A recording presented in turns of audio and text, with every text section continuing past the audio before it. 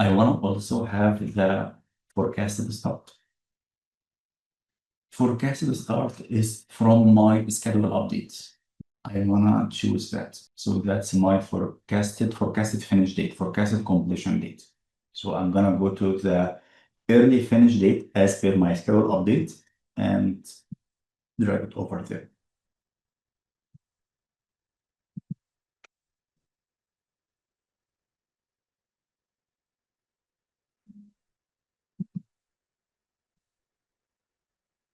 I'm gonna choose the latest.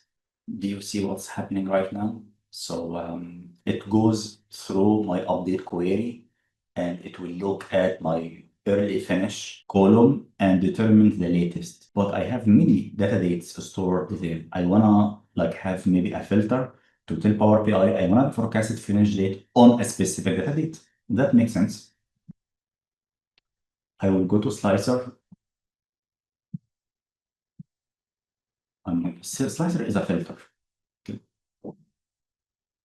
And it shows my data dates.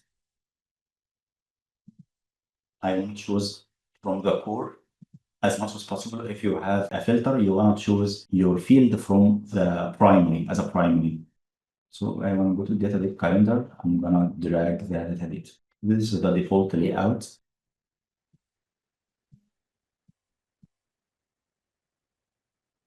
So right now, if you go to the visual and go to the slicer settings options, you want to make it a drop down.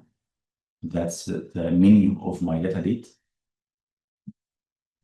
Okay, and I can also see the data dates here. Maybe I need to format the data date to have the format that I like. So if I wanna choose, so right now I have a database of, so that's the data date, like the whole dictionary of my future data dates in the project.